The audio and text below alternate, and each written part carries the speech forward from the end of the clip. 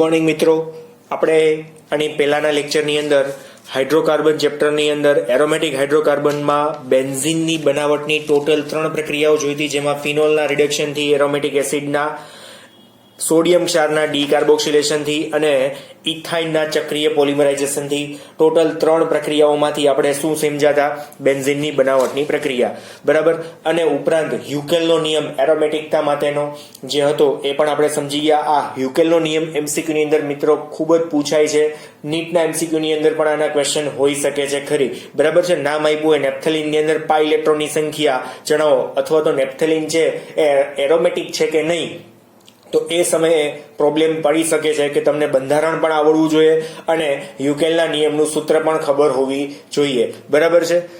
તો જ તમને એ એરોમેટિક છે કે નહીં એ ખબર પડે. તો મિત્રો આજે જે આપણે ભણવાના છીએ એમાં એરોમેટિક હાઇડ્રોકાર્બનના ગુણધર્મો છે એના વિશેની વાત કરશું. એમાં સૌથી પહેલો ગુણધર્મ છે એરોમેટિક હાઇડ્રોકાર્બનનો, એની અંદર આપણે ભૌતિક ગુણધર્મો વિશેની વાત કરવાના છીએ.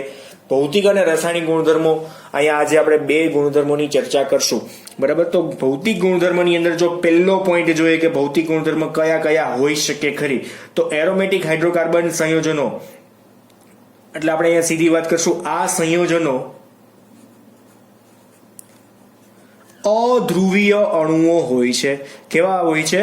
અધ્રુવીય અણુઓ હોય છે. તો તમને ખબર જ છે ને કે કાર્બન અને હાઇડ્રોજનથી બનતું સંયોજન કોઈ પણ એ અધ્રુવીય જ હોય છે, બરાબર છે. આ એક ખાસ પોઈન્ટ યાદ રાખવાનો છે, અધ્રુવીય અણુ હોય છે. ત્યાર પછી બીજું જોઈએ તો વિશિષ્ટ વાસવાળા હોય છે. આ તો આપણે આગળ ભણી ગયા. વિશિષ્ટ વાસવાળા અને રંગવિહીન. કેવા હોય છે? રંગવિહીન, બરાબર. અને સાથે આપણે કહી શકશું અને ઘન પદાર્થ પણ હોય છે. ઘન પદાર્થ છે, જેમાં ખાસ કરીને આપણે એક એક્ઝામ્પલ લઈએ તો એક્ઝામ્પલની અંદર ડામરની ગોળી, એટલે જે ઓલી ફિનાઇલની ગોળી જે કહીએ છે ને એ ડામરની ગોળી, બરાબર છે. એ કંઈક વિશિષ્ટ વાસ ધરાવે છે, તમને લોકોને ખ્યાલ છે. ઘન પદાર્થ છે જે શેના માટે? જંતુનાશક તરીકે ઉપયોગમાં થાય છે. જંતુનાશક તરીકે, એટલે જંતુને મારીને જ નાખતો, આમ તો એમ કહીને કે જંતુનાશક તરીકે, બરાબર. ત્યાર પછી નેક્સ્ટ પોઈન્ટ કહીએ તો એની અંદર તેઓ પાણી સાથે અમિશ્રિત રહે છે. તેઓ પાણી સાથે અમિશ્રિત રહે છે.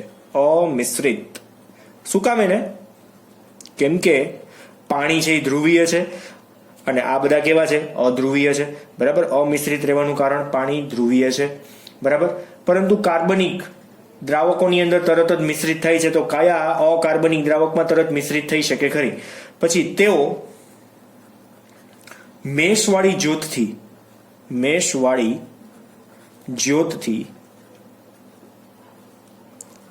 સળગે છે, અથવા તો આપણે કહી શકશું બળે છે, બરાબર. આ કોઈ પણ ટૂંકમાં વાત આની અંદર કહી શકીએ. તો ટોટલ મિત્રો અહીંયા સાવ 4 જ ગુણધર્મો છે. બહુ સિમ્પલ છે. અધ્રુવીય, વાસવાળા, કંઈક વિશિષ્ટ હોય, રંગવિહીન, ઘન પદાર્થ છે, ડામરની ગોળી જેવી સ્મેલ હોય, તમને લોકોને ખ્યાલ છે, બરાબર. વિશિષ્ટ સ્મેલ એમ ટૂંકમાં, જેનો ઉપયોગ ક્યાં થાય તો જંતુનાશક તરીકે, અથવા તો ટોયલેટમાં કે તમે ગમે તે જગ્યાએ ટૂંકમાં આનો ઉપયોગ કરી શકો છો, તમને લોકોને ખ્યાલ છે, બરાબર. તેઓ પાણી સાથે અમિશ્રિત છે એનું કારણ કે પાણી છે એ ધ્રુવીય છે અને આ બધા કેવા છે? અધ્રુવીય છે. તો કાર્બનિક જે વિશિષ્ટ દ્રાવકો છે એની અંદર આનો ઉપયોગ ટૂંકમાં આપણે કરીએ તો એ મિશ્રિત થઈ શકે ખરી, બરાબર છે. અને મેશવાળી જ્યોતથી સળગે છે. આ તો મેં તમને પહેલા કહી દીધું કે કોઈ પણ જે ઓર્ગેનિક પદાર્થો છે, જે કાર્બનિક પદાર્થો છે, એની અંદર એ એરોમેટિક છે કે નહીં એ આપણે જાણવું હોય તો તમે પ્રયોગશાળાની અંદર સીધા એને તમે ચમચી ઉપર રાખી અને બાળો અને જો મેશવાળા ધુમાડા નીકળે તો એ એરોમેટિક હોય જ, અધરવાઇઝ એ એરોમેટિક નથી, નોન એરોમેટિક છે એવું આપણે કહી શકીએ, બરાબર છે. તો અહીંયા આટલા પોઈન્ટ હતા કે જે ભૌતિક ગુણધર્મની અંદર આવી શકે છે. જો MCQમાં પૂછાય તો આપણને ખબર પડવી જોઈએ. લગભગ તો આવતા જ નથી, ઇમ્પોર્ટન્ટ છે પણ નહીં જરાય. પણ આ પોઈન્ટ જે છે ને એ ખાસ ઇમ્પોર્ટન્ટ છે. મોસ્ટ IMP આપણે કહીએ ને કે ભાઈ 12મા ધોરણની અંદર આની જરૂર પડશે. રાસાયણિક ગુણધર્મ. તો રાસાયણિક ગુણધર્મોની અંદર કયા ગુણધર્મો આવશે? તો એમાં ખાસ ઇલેક્ટ્રોન અનુરાગી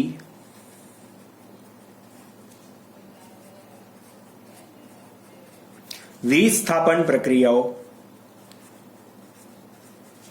ઇલેક્ટ્રોન અનુરાગી વિસ્થાપન પ્રક્રિયાઓ, બરાબર છે. અને આ જે પ્રક્રિયાઓ છે ને આ તમારે ખાસ યાદ રાખવાની છે. ઇલેક્ટ્રોન અનુરાગી વિસ્થાપન પ્રક્રિયા કહેવાય કોને? તો એની એક સાદમ સાદી વ્યાખ્યા કહીને તો આ પ્રક્રિયામાં શું કહેવાશે? આ પ્રક્રિયામાં સૌપ્રથમ ઇલેક્ટ્રોન અનુરાગી પ્રક્રિયક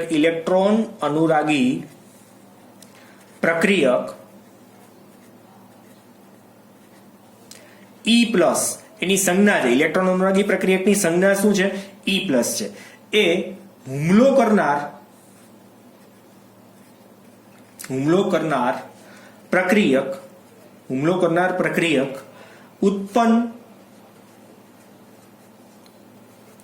થાય જે બેન્ઝીનના પાઈ ઇલેક્ટ્રોન વાદળ પર હુમલો કરે છે. એટલે મિત્રો ટૂંકમાં કહીએ ને તો દાખલા તરીકે જોજો ને અહીંયા આપણી પાસે એક બેન્ઝીન છે, બરાબર છે. બેન્ઝીનમાં એની પોતપોતાની જગ્યા હાઇડ્રોજન દ્વિબંધ પણ છે અને આપણે એક હાઇડ્રોજનને અહીંયા દર્શાવવો છે, બરાબર. એક હાઇડ્રોજનને દર્શાવીએ છીએ. હવે એ હાઇડ્રોજનનું વિસ્થાપન કોના દ્વારા થાય? કોઈ એક એવો ધન વીજભારિત તત્વ કાં તો એવો અણુ જેના દ્વારા અહીંયા ટૂંકમાં E પ્લસ, જેને આપણે શું કહીશું? ઇલેક્ટ્રોન અનુરાગી પ્રક્રિયક E પ્લસ, અને આપણે શું કહીશું? ઇલેક્ટ્રોન અનુરાગી પ્રક્રિયક જે શું કરશે? બેન્ઝીનના હાઇડ્રોજનનું શું કરશે? અહીંયા વિસ્થાપન. બેન્ઝીનનો હાઇડ્રોજન કોણ? તો અહીંયા ઉપર આપણે દર્શાવેલો છે કોઈ એક હાઇડ્રોજન. અહીંયા આપણે 6 જગ્યા છે પણ આપણે અહીંયા ઉપરનો હાઇડ્રોજન, બરાબર. અહીંયા પ્રક્રિયા થશે એટલે ટૂંકમાં બનશે શું? તો શું થઈ જાય કે ભાઈ બેન્ઝીન, આપણે સીધી ક્રિયાવિધિ આપણે ભણતા નથી, ટૂંકમાં તમને સીધું સમજાઈ જાય એટલા માટે જ હું અહીંયા જે લખું છું એ આવું ટેક્સ્ટબુકમાં ક્યાંય આપ્યું નથી, બરાબર. હાઇડ્રોજન જતો રહેશે અને અહીંયા કોણ આવી જશે? E આવી જશે, એટલે કે ઇલેક્ટ્રોન અનુરાગી પ્રક્રિયક. તો હાઇડ્રોજન કયા સ્વરૂપમાં છૂટો પડશે? આપણને અહીંયા H પ્લસ તરીકે છૂટો પડી જાય. સમજાય છે? હવે આની અંદર બીજો કોઈ નેગેટિવ આયન હોય તો એ નેગેટિવ આયન હાઇડ્રોજન સાથે જોડાઈ જાય. કાં તો OH માઇનસ હોય, કાં તો Cl માઇનસ હોય તો HCl છૂટો પડે, OH માઇનસ હોય તો H2O બની જાય, બરાબર. આવી કંઈક સાદી રિએક્શન થાય ઇલેક્ટ્રોન અનુરાગી વિસ્થાપન પ્રક્રિયાની અંદર, બરાબર છે. જેની અંદર આપણે કઈ પ્રક્રિયાઓ ભણવાના છીએ તો તમને સાદી પ્રક્રિયાઓ કહી દે કે કઈ પ્રક્રિયાઓ આજે આપણે જોવાના છીએ. પ્રક્રિયાઓની અંદર વાત કરીએ તો પ્રક્રિયાઓ કઈ હશે? તો સૌથી પહેલી નાઇટ્રેશન. કઈ આવશે? નાઇટ્રેશન. તો નાઇટ્રેશન ની અંદર જો આપણા E પ્લસ કોણ છે? E પ્લસ હશે NO2 પ્લસ. નાઇટ્રેશન ની અંદર NO2 પ્લસ ને E પ્લસ તરીકે લેવાનો છે, બરાબર. ત્યાર પછીનો બીજી રિએક્શન આપણે જે ભણવાના છીએ હેલોજિનેશનમાં આપણે ક્લોરિનેશન. તો ક્લોરિનેશન ની અંદર શું બનશે? Cl પ્લસ છે, ઇલેક્ટ્રોન અનુરાગી પ્રક્રિયક બનશે. એના બદલે સાથે બ્રોમિનેશન હોય તો બ્રોમિનેશન શું હશે? એની અંદર Br પ્લસ હશે, બરાબર. આ તમે પ્લસ ક્યારેય જોયા નથી પણ પોઝિટિવ હોય ખરી. ઇલેક્ટ્રોન અનુરાગી જ્યારે પ્રક્રિયા ચાલતી હશે ત્યારે આવું તમને જોવા મળશે ખરી. પછી સલ્ફોનેશન દાખલા તરીકે છે, સલ્ફોનેશન. તો સલ્ફોનેશન ની અંદર આવશે SO3H, પણ ઉપર કયો ચાર્જ આવશે? પ્લસ ચાર્જ, બરાબર. એના પછીની પ્રક્રિયા આલ્કાઇલેશન. તેની અંદર કોણ હશે? CH3 plus. દાખલા તરીકે આપણે અહીંયા મિથાઇલ વાળો સમૂહ એડ કરવો છે, આલ્કાઇલ સમૂહ એટલે મિથાઇલ, ઇથાઇલ, પ્રોપાઇલ, બ્યુટાઇલ કોઈ પણ આવે ને, બરાબર. અને છેલ્લી પ્રક્રિયા આવશે એસાઇલેશન. આજે ટોટલ આપણે આવી 6 પ્રક્રિયાઓ જોવાના છીએ, બરાબર. તો એસાઇલેશન ની અંદર આવશે અહીંયા CH3CO, ઉપર કયો ચાર્જ આવશે? પ્લસ ચાર્જ, બરાબર. આવા સમૂહ બધા જો પોઝિટિવ ચાર્જ વાળા છે એટલે અહીંયા E પ્લસ એટલે કોણ? તો NO2 plus, Cl plus, Br plus, SO3H plus, CH3 plus અને CH3CO પ્લસ, બરાબર. આવા કંઈક સમૂહો થશે. પ્રક્રિયા બહુ સિમ્પલ છે, જોઈએ તમને સીધી જ ખબર પડી જશે. સૌથી પહેલી રિએક્શન આપણે જોઈએ. પહેલી પ્રક્રિયા બેન્ઝીનનું નાઇટ્રેશન, બેન્ઝીનનું નાઇટ્રેશન. કઈ રીતના થશે? તો એમાં સૌથી પહેલા તો આપણે પ્રક્રિયકો કયા કયા જોશે, તો એની સાદી પ્રક્રિયા જોઈએ. પ્રક્રિયાની અંદર પ્રક્રિયકો કયા કયા છે, તો એમાં આપણે જરૂર છે H2SO4 વત્તા કોની જરૂર છે? HNO3 ની. H2SO4 અને HNO3. તો અહીંયા H2SO4 તો એક પ્રકારનો કેટાલિસ્ટનું જ કામ કરશે. તો અહીંયા બીજું શું બનશે? અહીંયા જો અહીંયા HO- વત્તા NO2+. આ કોનું આયનીકરણ કર્યું જોવો જોઈને. આમાંથી મેં શું બનાવ્યો? આ બનાવ્યો. બરાબર છે. ફાઇનલી H2SO4 તો અહીંયા આપણને એવો ને એવો જ મળે છે. એ ફાઇનલી એવો જ હશે જ. બરાબર. એટલે અહીંયા એસિડિક માધ્યમ આપેલું છે. હવે સીધી જ પ્રક્રિયા જોઈએ, તમને ખબર પડી હશે. NO2+ એટલે શું? આ શું છે? આપણો ઇલેક્ટ્રોન અનુરાગી પ્રક્રિયક છે. ઇલેક્ટ્રોન અનુરાગી પ્રક્રિયક. હવે જોવો જોઈને સાદી રિએક્શન સીધી જોઈએ કે આપણી પાસે કોણ છે? બેન્ઝીન છે. અત્યારે છે બેન્ઝીન. બેન્ઝીન ઉપર અત્યારે હાઇડ્રોજન પણ હાજર છે. આપણે એવું બતાવી દઈએ, અહીંયા હાઇડ્રોજન છે H, કેમ કે એનો આપણે રિમૂવ કરવાનો છે ને. નામ શું છે? બેન્ઝીન. પ્રક્રિયામાં આપણે શું સીધું લખવાનું છે અહીંયા કે ભાઈ HNO3 સાથેની જ પ્રક્રિયા છે. હવે તમને લોકોને ખબર છે કે HNO3 ની અંદર પાર્ટીશન કોનું થાય? NO2+ અને OH- નું. HNO3 અને વત્તા આપણે શું લખશું અહીંયા? H2SO4 આપણા સાદા પ્રક્રિયકો છે. બરાબર છે. આની સાથેની પ્રક્રિયા થાય છે. હવે આ પ્રક્રિયા જે છે ને એ મિત્રો 323 થી 333 કેલ્વિન તાપમાને થાય છે. અને આ બંને જે છે ને એ બંને કેવા છે? સાંદ્ર છે. બરાબર. જેમાંથી પ્રક્રિયા કોણ કરશે? માત્ર ને માત્ર HNO3 અને એમાંથી પણ કોણ કરશે? NO2+. બરાબર છે. તો હવે તમને લોકોને ખ્યાલ છે આની અંદરથી બે પ્રક્રિયકો છૂટા પડ્યા છે. એક OH- છે અને એક NO2+ છે. તો NO2+ છે ને એ કઈ જગ્યાએ જશે? જો આ હાઇડ્રોજન અને આ OH એ બે છૂટા પડીને શું બનશે? અહીંયા સીધું જ લખી દો -H2O. H અને OH છૂટા પડીને શું બનશે? H2O. બરાબર છે. આ તો અહીંયા એક પ્રકારના કેટાલિસ્ટ જેવું જ કામ કરશે. એસિડિક માધ્યમ આપશે. આ શું આપશે? અહીંયા માધ્યમ. બરાબર. તો આ H અને OH છૂટા પડી ગયા, અહીંયા ખાલી જગ્યા થઈ ગઈ. તો અહીંયા કોણ આવી જશે? આ NO2 છે એ સીધો ક્યાં જતો રહેશે? અહીંયાથી આપણે સીધા બતાવી દઈશું આની ઉપર. એટલે બેન્ઝીન ઉપર કોણ આવી જશે? સીધો અહીંયા NO2 આવી જશે. બરાબર છે. Benzene as it is. અને ઉપર આપણે કોને ડ્રો કરી દઈશું? અહીંયા NO2 ને. તમને લોકોને મિત્રો નામ આવડે છે. એનું નામ શું? NO2 એટલે નાઇટ્રો અને નીચે કોણ છે? બેન્ઝીન. સાદી પ્રક્રિયા થઈ ગઈ નાઇટ્રેશનની. બહુ સિમ્પલ પ્રક્રિયા જેને મેં ડિટેલમાં કીધી. બરાબર છે. H2SO4 અને HNO3 ના ઉપયોગ તમને ખબર પડી ગઈ કે HNO3 માંથી NO2+ છૂટો પડે ને NO2+ જ અહીંયા જોઈન્ટ થાય. H અને OH છે એ અહીંયા H2O તરીકે છૂટા પડી ગયા. H2SO4 તો માધ્યમ છે એ તો છેલ્લે પાછું એઝ ઇટ ઇઝ એસિડિક માધ્યમ હોય એટલે ત્યાં છૂટું પડી જાય. બરાબર છે. તો અહીંયા નાઇટ્રેશનની પ્રક્રિયા આખે આપણે અહીંયા કમ્પ્લીટ થઈ ગઈ. ત્યાર પછી હવે આપણે જોઈએ હેલોજિનેશન. બીજી પ્રક્રિયા છે હેલોજિનેશન.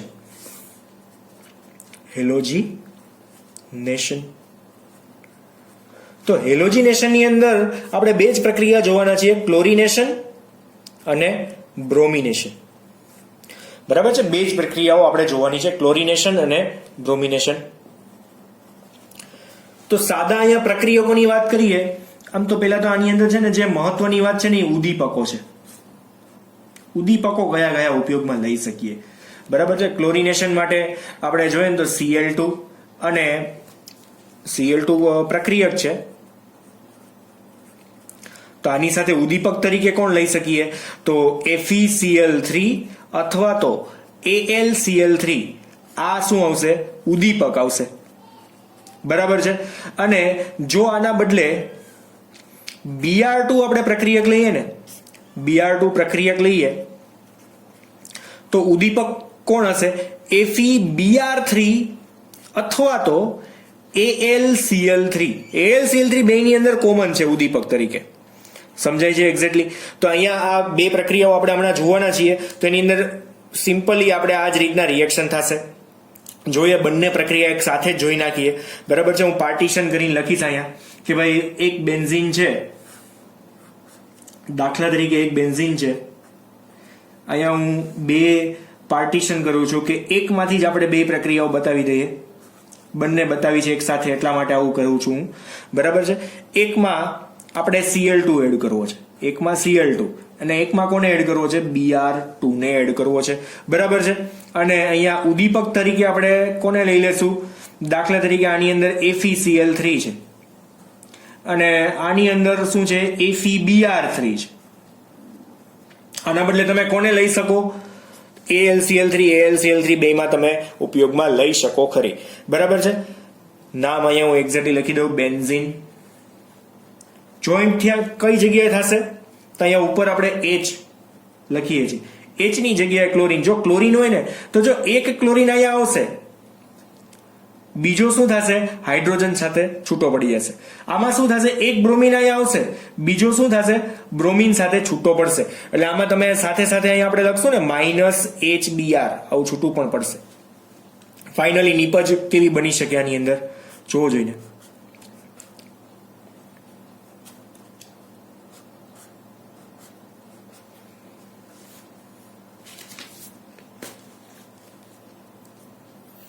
આની અંદર કોણ આવશે? ઉપર ક્લોરીન અને અહીંયા કોણ આવશે? બ્રોમિન. અહીંયા HBr મેં સાથે લખ્યો છે, એના બદલે આપણે અહીંયા પણ લખી શકીએ HBr. અહીંયા નો દર્શાવીએ તો અહીંયા પણ બતાવી શકાય. બરાબર છે. બેમાંથી કોઈ પણ જગ્યાએ તમે એને બતાવી શકો ખરી. હવે એક મેઇન વસ્તુ કે આની અંદર તાપમાનની જરૂર છે કે નહીં. હા, એક વધારાની એક જાણવાની બાબત એ હતી કે AlCl3 જો લઈએ ને, દાખલા તરીકે AlCl3 લઈએ તો એ નિર્જળ હોવો જોઈએ. ગમે તે પ્રક્રિયાની અંદર જો AlCl3 તમે ઉદીપક તરીકે લેતા હોય ને તો એ કેવો હોવો જોઈએ? નિર્જળ હોવો જોઈએ. બરાબર છે. બાકી સજળ સાથે AlCl3 ટૂંકમાં ઉદીપક તરીકે ત્યાં કામ કરશે નહીં. ડન. તો આ પ્રક્રિયા તમને ખબર પડી એક્ઝેક્ટલી કે બે ક્લોરીન છે, એક ક્લોરીન હાઇડ્રોજનની જગ્યાએ આવે તો આ હાઇડ્રોજન છે, બીજા ક્લોરીન સાથે શું બનાવી નાખે? HCl બનાવે, કાં તો Br2 છે તો Br અને Br છે, એક Br અહીંયા જોઈન્ટ થાય, બીજો Br છે હાઇડ્રોજન સાથે છૂટો પડે. બરાબર છે. આ અહીંયાથી હાઇડ્રોજન છૂટો પાડવાનો છે. હવે તમે એમ ન પૂછતા કે સર આ એક બેન્ઝીનમાંથી બે કેમ બનાવી નાખાઓ? આ તો બે જુદી જુદી પ્રક્રિયા, બે વખત મારે બેન્ઝીન દોરવું ન પડે ને એટલા માટે અહીંયા મેં બતાવેલું છે. આ નામ તો તમને લોકોને આવડે છે. શું આવશે અહીંયા? ક્લોરોબેન્ઝીન. શું બનશે? ક્લોરોબેન્ઝીન. અને આનું નામ શું બનશે? બ્રોમોબેન્ઝીન. શું બનશે? બ્રોમોબેન્ઝીન. ડન.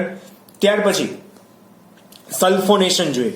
ત્રીજી પ્રક્રિયા જોઈએ આપણે આજની, સલ્ફોનેશન.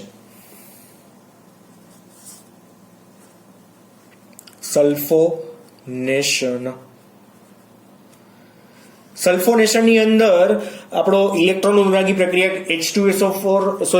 SO3H+ છે. બરાબર છે. કઈ રીતના બને છે? તો એની સાદી ઇલેક્ટ્રોન અનુરાગી પ્રક્રિયા જોઈએ. અનુરાગી પ્રક્રિયા એની અંદર શું આવશે? દાખલા તરીકે આપણી પાસે બે H2SO4 છે, એક H2SO4 છે અને બીજો પણ શું છે? H2SO4 જ છે. બરાબર છે.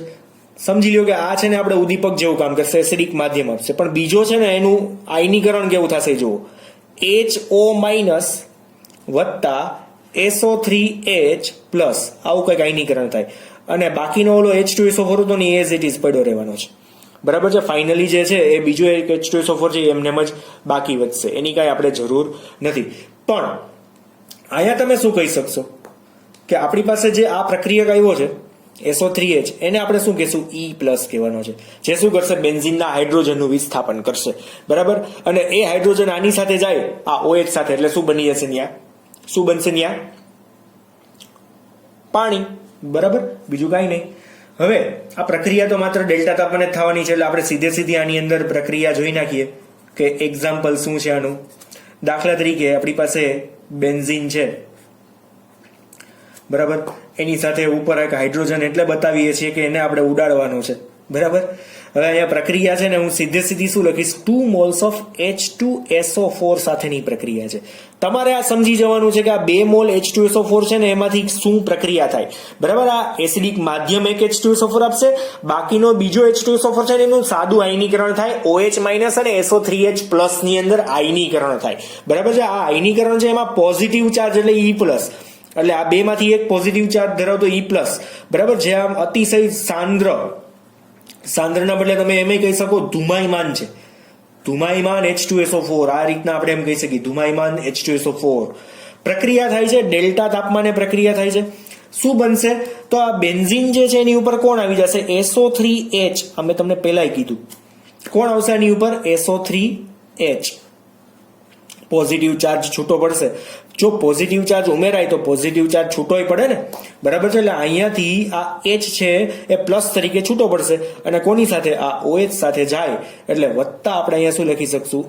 H2O. બરાબર છે? આનું નામ શું આવશે? તો કે ભાઈ benzene sulphonic acid. Benzene sulphonic acid. સમજાય છે એક્ઝેક્ટલી? અને આનું નામ તો બેન્ઝીન ખબર જ છે.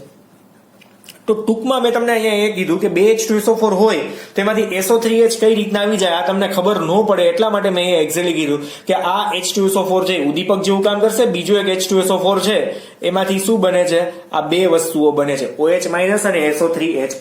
બરાબર છે? તો એક H2SO4 અહીંયા નહીં એમને દ્રાવણમાં એસિડિક માધ્યમમાં રહી જશે. બીજો H2SO4 છે એમાંથી SO3H અહીંયા આવી ગયો અને હાઇડ્રોજન સાથે OH આવી અને અહીંયા H2O બની ગયો. બરાબર છે? સમજાય છે એક્ઝેક્ટલી?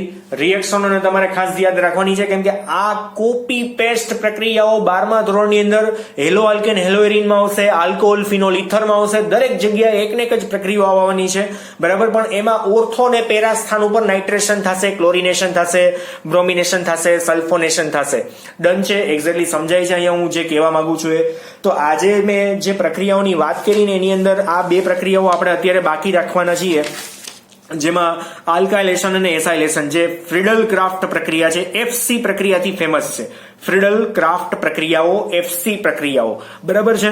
તો અહીંયા તમે સમજી શકો છો આજની આપણે ટોટલ જે પ્રક્રિયાઓ કરી એમાં ખાલી બેન્ઝીનનું નાઇટ્રેશન કર્યું છે જેમાં NO2+ એડ થઈ ગયો છે. મેં તમને આગળ પ્રક્રિયાઓ હમણાં જ દેખાડ્યા કે ભાઈ નાઇટ્રેશનમાં NO2+ આવે, ક્લોરિનેશનમાં Cl+ આવે, બ્રોમિનેશનમાં Br+ આવે અને સલ્ફોનેશનની અંદર SO3H+ આવશે. બરાબર છે? બાકીની જે બે પ્રક્રિયાઓ છે આલ્કાઇલેશન, એસાઇલેશન એ ફ્રીડલ ક્રાફ્ટ નામના સાયન્ટિસ્ટની ફ્રીડલ ક્રાફ્ટ રિએક્શન્સ છે જેને આપણે અલગથી આગળના લેક્ચરની અંદર જોવાના છીએ. બરાબર? તો હેલોજિનેશનની અંદર કયા કયા પ્રક્રિયકો, કયા કયા ઉદ્દીપકો છે, કઈ રીતના રિએક્શન થાય છે મેં તમને એક્ઝેક્ટલી જણાવી દીધી છે. બે ક્લોરીન હોય તો એક ક્લોરીન અહીંયા જોઈન્ટ થાય, બીજો ક્લોરીન છે એ Cl સાથે હાઇડ્રોજન સાથે HCl બનાવે. બ્રોમિન હોય તો HBr બનાવે. બરાબર છે? સમજાય છે એક્ઝેક્ટલી? ઉદ્દીપક તરીકે જો AlCl3 લેવો હોય તો નિર્જળ ઉપયોગમાં લેવાનો. અને આ મોસ્ટ ઇમ્પોર્ટન્ટ સલ્ફોનિક એસિડ કઈ રીતના બને છે? બેન્ઝીનમાંથી બેન્ઝીન સલ્ફોનિક એસિડ પરિવર્તનની અંદર આનો ઉપયોગ થશે એટલે ખાસ યાદ રાખવાની છે દરેક પ્રક્રિયાઓ. બરાબર છે? બે H2SO4 અહીંયા આપેલા છે, જે મેં અહીંયા આપેલા છે ઉપર. આ રિએક્શન ખાસ યાદ હશે ને તો આ તમે સટાસટ કરી શકશો. બરાબર? સલ્ફોનેશન SO3H ની જરૂર છે. આટલું હોય ને તો આની અંદરથી છૂટું શું પડે? આ બે લીધા છે તો દાખલા તરીકે એક OH- છૂટો પડે છે, એક SO3H+ છૂટો પડે છે અને ફાઇનલી હજુ એક છૂટો કોણ પડે? H2SO4, જેને આપણે એસિડિક માધ્યમ માટે રાખી મૂકવાનો છે. બરાબર છે? એક્ઝેક્ટલી એ સમજાય છે? તો આ આપણો E+ છે, ઇલેક્ટ્રોન અનુરાગી પ્રક્રિયક હતો. ડન. તો આજે આપણે અહીંયા સુધી રાખીએ. બાકીની બે પ્રક્રિયાઓ જે ઇમ્પોર્ટન્ટ છે આવતા લેક્ચરની અંદર, કાલના લેક્ચરની અંદર જોવાના છીએ. ખાસ આ પ્રક્રિયાઓને મિત્રો 4-5 વાર લખીને પ્રિપેર કરજો, જરાય લાઇટલી લેતા નહીં. આ ઇમ્પોર્ટન્ટ વસ્તુઓ છે એટલા માટે જ સ્ટાર્ટ કર્યું છે. બરાબર છે? તો આજે અહીંયા સુધી રાખીએ. Thank you.